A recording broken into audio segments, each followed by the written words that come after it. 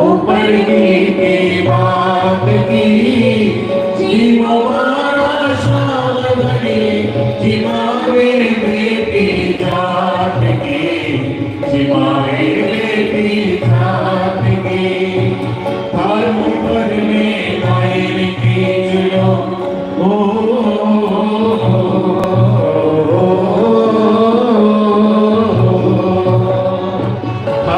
भरने लाइन खींचो ऊपर की बात की जीवो मारा शाम दरी जीवा में बेटी जात की जीवा में बेटी जात की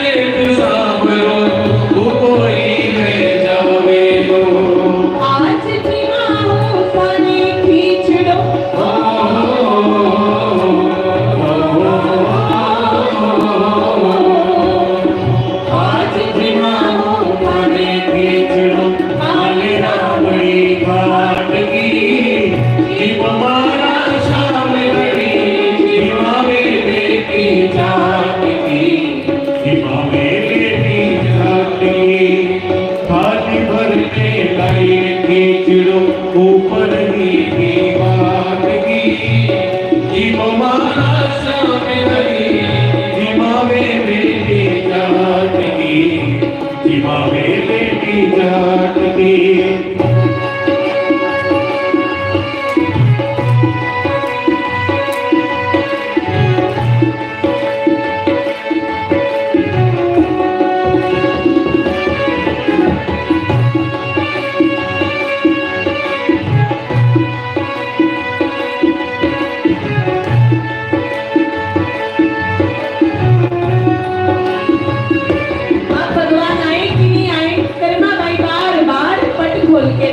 लेकिन भगवान को आई नहीं रही थी।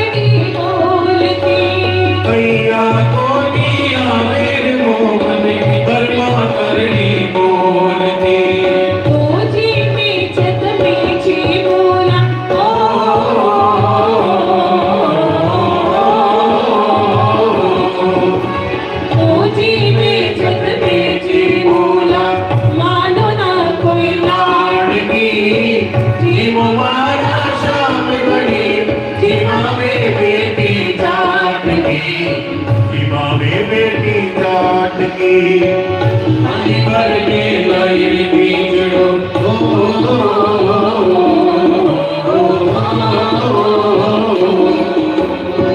थाली भर में लाई रे बीजड़ो ऊपर की बात की जी मारा शाम लगी जी मावे बेटी जात की जी मावे बेटी जात की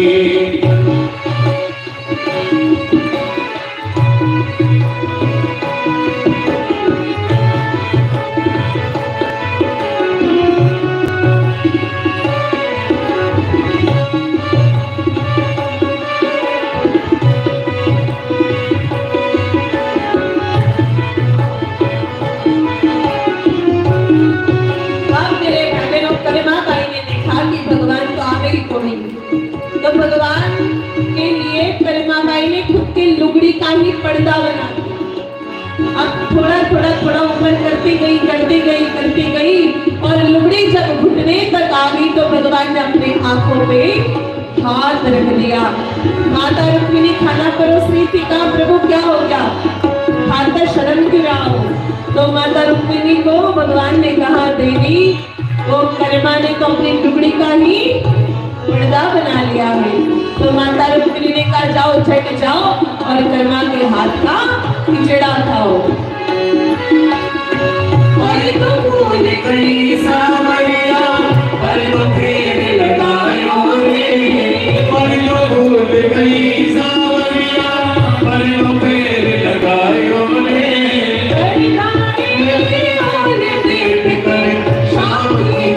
पायो रे बढ़िया रे ओले बेट करे शाम की चलो पायो रे भोला भाला भक्ता सो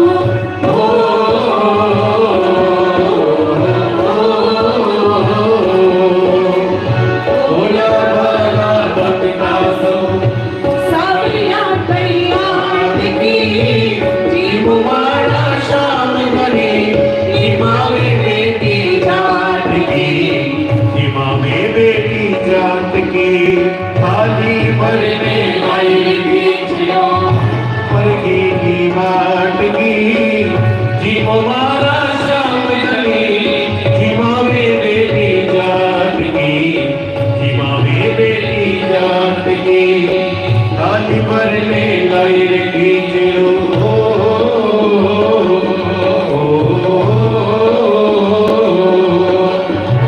थाली भर में लाई रे बीजड़ो ऊपर की बात की जी मुबारा शाम लगी जी मावे बेटी जात की जी मावे कर्मा जात की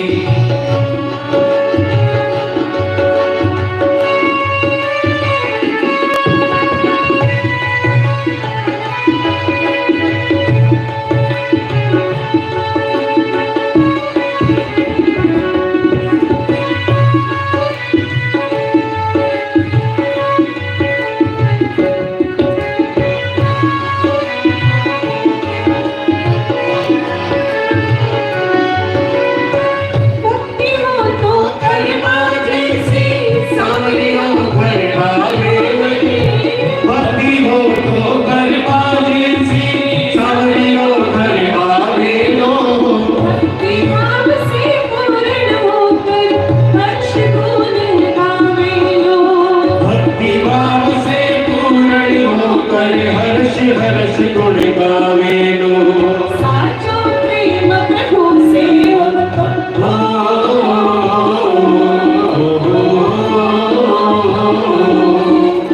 साचो प्रेम प्रभु से हो तो मूर्ख मोहे काट की जी मुबारा शाम गली जी मावे बेटी जात की जी मुबारा शाम गली जी मावे बेटी जात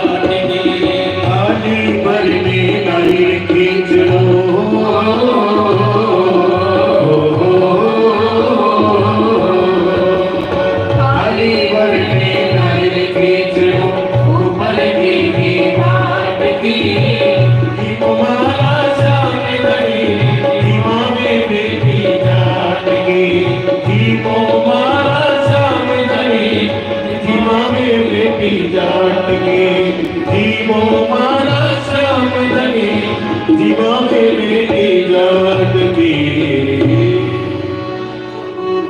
बोली कृष्ण कन्हैया लाल की जय, करमा बाई की। जय। तो मेरे भाई बहनों, करमा बाई ने ठाकुर जी को भोग लगा दिया, बाजरे का खिचड़ा बनाया था। उस दिन तो ठाकुर जी ने भोग लगा लिया, लेकिन जैसे ही ठाकुर जी खाने लगे और थोड़ा सा खिचड़ा बच गया तो करमा बाई ने ठाकुर जी को हाथ पकड़ लिया, कहा घणो हो गयो, अब मारा बातें तो थोड़े छोड़ो। अब भगवान ने खाया, भगवान ने करमा बाई को दे दिया, हिस्सा उनका बचा हुआ। अब भगवान ने कहा अब मैं जाऊं, अब तो भेज रही हूं, लेकिन कल से बिल्कुल नाटक मत करना, टाइम पे आ जाना, मुझे खेलने भी जाना होता है, मेरे सहेलियां भी मेरे इंतजार करती है।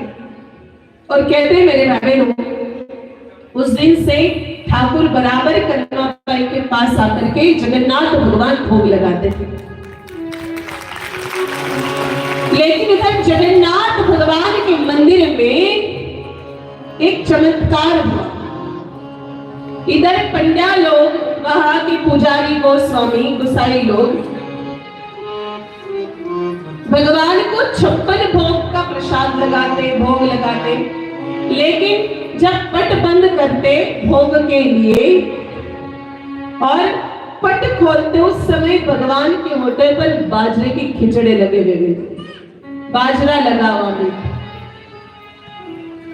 तो उन गुसाइयों को तो पता नहीं चला कि भाई ये क्या हो रहा है यहाँ पे। करमा बाई सबको बोलती कि भगवान मेरे पास आकर के भोग लगाते, लेकिन सब ने करमा बाई को पागल समझा, मूर्ख समझा। लेकिन कहते मेरे भाई बहन, जब करमा बाई देवलोक पधारे और वहां के गुसाइयों ने जगन्नाथ भगवान जी को भोग लगाया और जब पट खोले उस दिन भगवान के होठों पर कोई बाजरा नहीं था। तब जगन्नाथपुरी के सभी पंडितों को, सभी भक्तों को इस बात का पता चला कि करमा झूठ नहीं बोलती थी, भगवान स्वयं उनके घर पर बाजरे के खिचड़े का भोग लगाने आया करते थे। मेरे भाई बहनों, उस दिन से लेकर के आज तक अगर आप जगन्नाथपुरी जाओ, आज भी भगवान को करमा बाई के खिचड़े का ही भोग लगाया जाता है, बाजरे के खिचड़े का ही भोग लगता है। तो कहने का करमा बाई कुछ विशेष नहीं जानती, फिर भी करमा बाई की भक्ति से भगवान ने प्रसन्न होकर के वहां पर भगवान ने दर्शन दिए और प्रतिदिन करमा बाई के हाथ का खिचड़ा जिमा। तो मेरे भाई बहनों, हम लोग भी भक्ति भाव से अगर कली काल में गौ माता की इसी प्रकार से निस्वार्थ भाव से सेवा करेंगे तो हमें भी गौ माता के स्वरूप में ठाकुर जी के गोविंद के दर्शन जरूर हो जाएंगे। बोलो गौ माता की। अब आइए मेरे भाई बहनों, कल तक की गौ माता जी की कथा में हम लोगों ने श्रवण किया